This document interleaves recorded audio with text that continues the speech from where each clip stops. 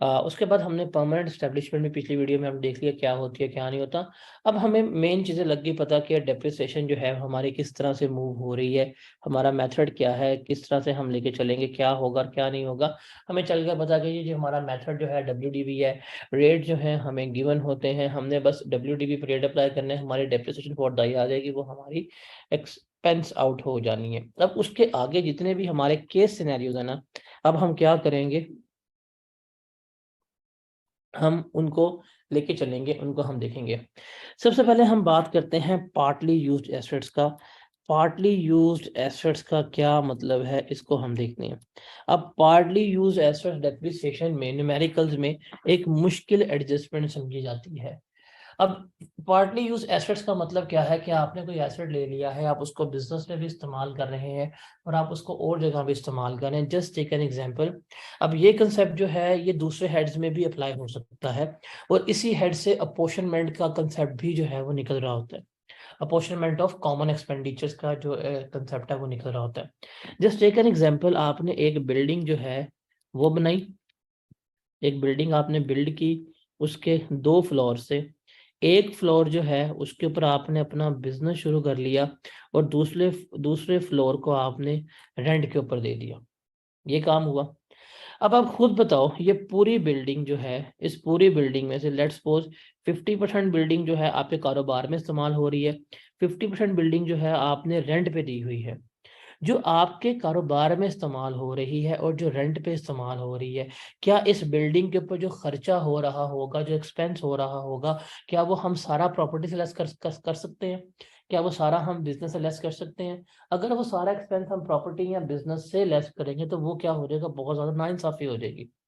आप कहते हैं जी मैंने बिल्डिंग है, मैंने बिल्डिंग 10 लाख की ली है, 10% रेट है, 1 लाख इसकी बनती है डेप्रिसिएशन, मैं इनकम फ्रॉम बिजनेस में एक्सपेंस चार्ज कर दूंगा।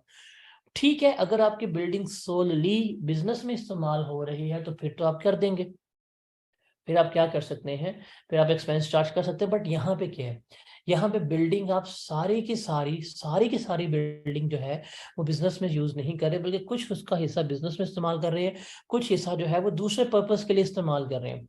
अब ये आपके कहलाएगी पार्टली यूज्ड बिल्डिंग या पार्टली यूज्ड एसेट। रिमेंबर, आपके पास कभी भी पार्टली यूज्ड एसेट हो, कभी भी पार्टली यूज्ड एसेट हो, तो जितना परसेंट बिजनेस में इस्तेमाल होगा उतने परसेंट ही उसके एक्सपेंसेस अलाउ होंगे, इंक्लूडिंग डेप्रिसिएशन। इस बात को नोट डाउन कर लो, कोई भी पार्टली यूज्ड एसेट है, जितने परसेंट बिजनेस में इस्तेमाल होगा हम उसको उतने परसेंट ही क्या करेंगे, बिजनेस में एक्सपेंस आउट कर रहे होंगे। इसको समझने के लिए ना हम एग्जाम्पल लेते हैं, एग्जाम्पल से समझाता हूँ, आपको ज़रा अच्छा समझ आ जाएगा। कि मिस्टर डेप्रिशिएबल ने एक बिल्डिंग परचेज की है 10 मिलियन की। उसने कह दी ये हाउस और ऑफिस दोनों पर्पस के लिए है, और उसने कहा कि मैं इसका हाउस का पोर्शन जो है वो बिजनेस में इस्तेमाल करूंगा, बाकी जो है वो मैं पर्सनल इस्तेमाल करूंगा। तो 60% उसने कहा है कि मैं किसके लिए इस्तेमाल करूंगा, 60% मैं इस्तेमाल कर रहा हूँ ऑफिस पर्पस के लिए। अब आप देखो, 60% ऑफिस पर्पस के लिए है और 40% किस पर्पस के लिए है, 40% उसकी इस्तेमाल हो रही है पर्सनल मकासद के लिए। अब जब बिजनेस में एक्सपेंडिचर्स लेस होंगे तो कैसे होंगे, देखते हैं। आपने आप अच्छा, ये इस चीज को वाजिब कर लो, इस चीज को वाजिब कर लो। आपने सवाल पढ़ने, सवाल में अगर पार्टली यूज्ड एसेट है और उसके डेप्रिसिएशन की वर्किंग वगैरह कर रहे हैं बिजनेस में, तो आपने ये टेबल बना लेना है। उसमें आपने ना ये 2 कॉलम बना लेने हैं, या 3 कॉलम भी बना सकते हैं। 100% यूज का कॉलम बना ले, बिजनेस यूज का और नॉन बिजनेस यूज का, फौरन से ये 3 कॉलम बना ले। वर्किंग आसान करवा रहा हूँ, इस वर्किंग की समझ आ जाएगी, आप एडजस्टमेंट कभी भी मार नहीं खाएंगे। 3 कॉलम बना ले। आपने कितने की बिल्डिंग ली है जी, आपने बिल्डिंग ली है 1 मिलियन की, आपने लिख लिया 100% के ऊपर। अब डेप्रिसिएशन रेट 10% है, तो पहले साल डेप्रिसिएशन कितनी आएगी, 1 मिलियन, और WDV बनती है 9 मिलियन की। ये कर लिया। अब ये तो है सर पूरी बिल्डिंग की, ये है पूरी बिल्डिंग की डेप्रिसिएशन। हम बिजनेस में किसने इस्तेमाल कर रहे हैं, हम बिजनेस में इस्तेमाल कर रहे हैं 60%। तो 60% के कॉलम में इस 100% का ले लें, डेप्रिसिएशन 6 आ जाएगा 60%। तो इनकम फ्रॉम बिजनेस में जब आप इस बिल्डिंग की डेप्रिसिएशन लेस करवा रहे होंगे तो आप कितनी कराएंगे, आप 6 लाख जो है वो लेस करवा रहे होंगे। फिर अगले साल चले जाएं, अगले साल बिल्डिंग जो है आपने उसका डेप्रिसिएशन चार्ज की 9 लाख आई 100% के ऊपर, लेकिन 9 लाख तो कभी भी आप क्लेम नहीं कर सकते। आप अगर 9 लाख के डेप्रिसिएशन क्लेम करने जाएंगे, वो कहेंगे भाईजान ये तो आपकी पार्टली ऑक्यूपाइड बिल्डिंग है, जितने फीसद बिल्डिंग इस्तेमाल कर रहे हो उतने फीसद ही आप डेप्रिसिएशन जो है लेस करवा सकते हो। तो आपकी फॉर द ईयर कितनी डेप्रिसिएशन थी? 9 लाख, इसका 60% लिया, कितना आया? 5,40,000। तो ये क्या हो जाएगी, ये आप इसको इनकम फ्रॉम बिजनेस में अपने एक्सपेंस के तौर के ऊपर क्लेम कर सकते हो। तो ईयर 1 में याद रखिएगा, ईयर 1 में अगर बिजनेस में बिल्डिंग मुकम्मल इस्तेमाल होती तो 1 मिलियन डेप्रिसिएशन मैं चार्ज करता, 1 मिलियन डेप्रिसिएशन चार्ज होती। क्योंकि 60% बिजनेस में इस्तेमाल हो रही है, तो सिर्फ कितनी ही अलाउ हुई है? सिर्फ और सिर्फ 6 लाख ही अलाउ हुई है।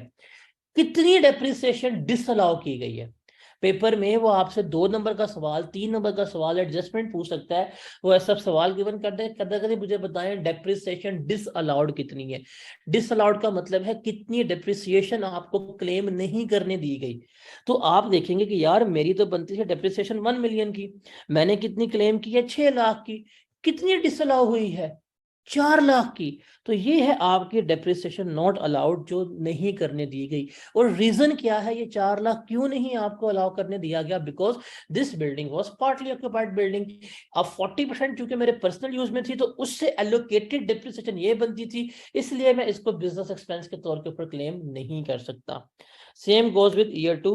तो आप बता देंगे कि जी 2 सालों में जो डेप्रिसिएशन डिस अलाउ हुई है वो कितनी है? आपको 7,60,000 है, वो आपको ये चीज गिवन कर देगा। अब ये बड़ा इजी कंसेप्ट है। अब आप इसको जब मुख्तलिफ बुक्स में जाते हैं या इवन आप आई कैप के सॉल्यूशंस के ऊपर जाते हैं, तो बहुत कंफ्यूजिंग से सॉल्यूशंस होते हैं, समझ नहीं आती कि कैसे किया कैसे नहीं किया ये। क्योंकि ये जो पार्टली यूज एसेट्स की जब वर्किंग आती है तो बड़े मुख्तलिफ तरीके से होती है, शॉर्टकट मेथड से भी हो जाती है, तो बच्चे कंफ्यूज हो जाते हैं। सो आई वुड सजेस्ट कि ये टेबल अपने पर वाजिब कर लीजिएगा, परसेंटेज वाला। 1% बनाए 100% यूज वाली, 1% होगी बिजनेस यूज वाली, 1% होगी नॉन बिजनेस यूज वाली। उसमें डाटा को पुट कर देंगे ना, तो आपके पास आ जाएगा कि भाई बिजनेस में कितने अलाउ है, कितने मुझे डिस अलाउ है। तो आपके लिए ये चीजें जो है वो आसान हो जाएंगी। तो अगर पार्टली यूज एसेट्स हैं तो हम उसको इस तरह से टेकअप कर रहे होते हैं।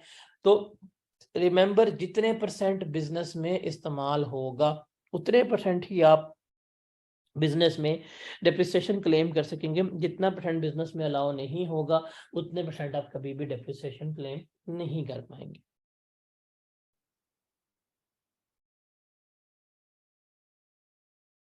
उसके बाद अगर आप इसको बेच दें, देखें अभी तक ना डिस्पोजल्स चूंकि हमने शुरू नहीं किया, अब यहाँ से हम थोड़ी थोड़ी बात डिस्पोजल्स की भी करेंगे। लेकिन डिस्पोजल का फॉर्मूला आपको याद है? डिस्पोजल का फॉर्मूला हम कैपिटल गेन से पढ़ते आ रहे हैं, हमने वेरियस हेड ऑफ इनकम में डिस्पोजल का फॉर्मूला पढ़ा है। लेकिन जब हम इनकम फ्रॉम बिजनेस में डिस्पोजल पे जाएंगे, इनकम फ्रॉम बिजनेस में जब हमने गेन या लॉस ऑन डिस्पोजल निकालना होगा, तो वहां पे थोड़ा सा स्लाइटली सा इतना सा चेंज आ जाएगा। वो क्या होगा? हम लेंगे कंसिडरेशन रिसीव्ड, कि आपको उस प्रॉपर्टी की कितनी कंसिडरेशन मिली है, उसमें से हम लेस करवाएंगे टैक्स WDV, के टैक्स के अकाउंट्स में इस एसेट की WDV कितनी है। तो मेरे पास क्या आ जाएगा? मेरे पास गेन आ जाएगा, या मेरे पास जो लॉस होगा वो आ रहा होगा।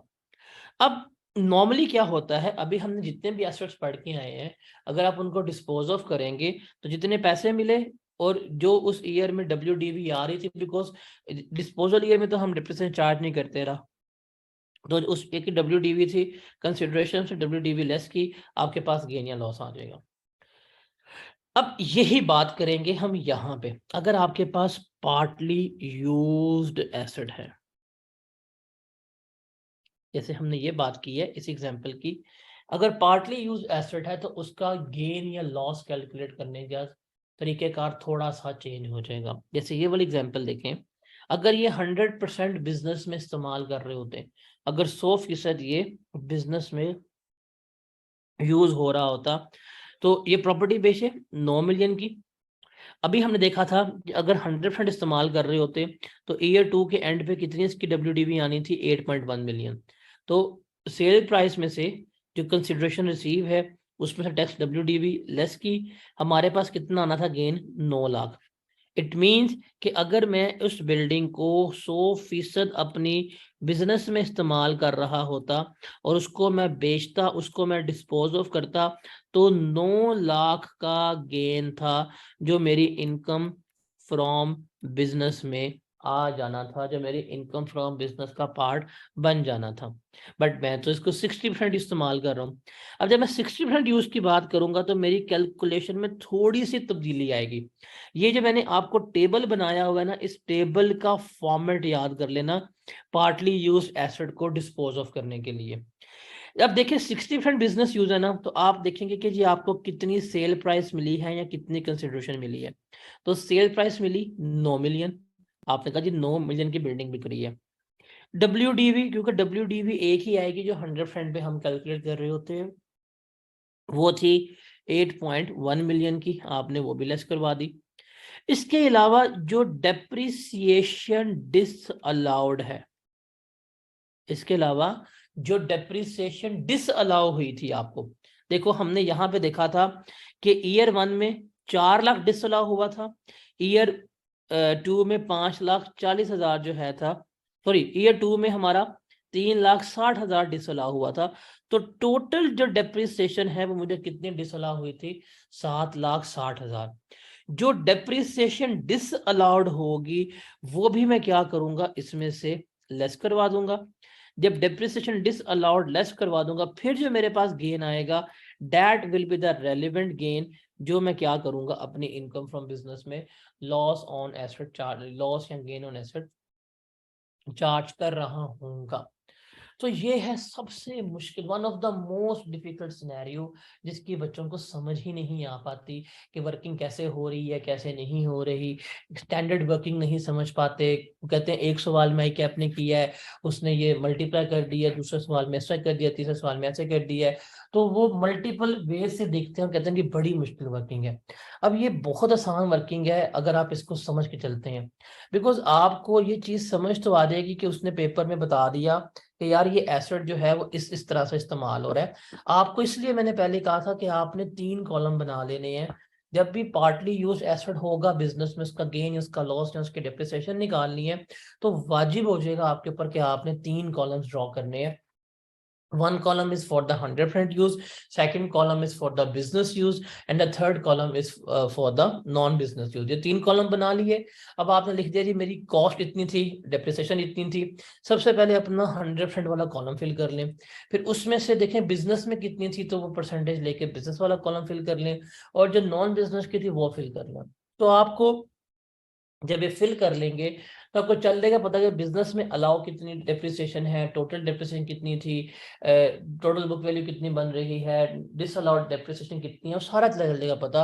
तो इस बेस पे आप क्या कर सकते हैं, इस बेस पे आप इसको निकाल सकते हैं। और जब आप डिस्पोजल पे जाएंगे तो याद रखिएगा नॉर्मली डिस्पोजल जब होता है उसका फॉर्मूला होता है cell proceed less tax WDV। हमारे पास गेन या हमारे पास लॉस, इन दोनों में से कोई भी चीज आ जाती है। लेकिन अगर पार्टली यूज्ड एसेट है तो उसमें हम क्या लेते हैं, सेल प्रोसीड्स, सेल प्रोसीड्स में से हम लेस करते हैं टैक्स WDV टोटल वाली जो भी होती है, और उसमें से फिर जितनी डेप्रिसिएशन डिसअलाउ होती है वो भी हम लेस करते हैं, जो हमारे पास गेन आएगा that gain will be the part of our income। so this is one of the most difficult adjustment जो बिजनेस में से आती है। ये टेबल्स आप लोगों ने अपने माइंड में रखने हैं कि कैसे हम बना रहे हैं कैसे नहीं बना रहे।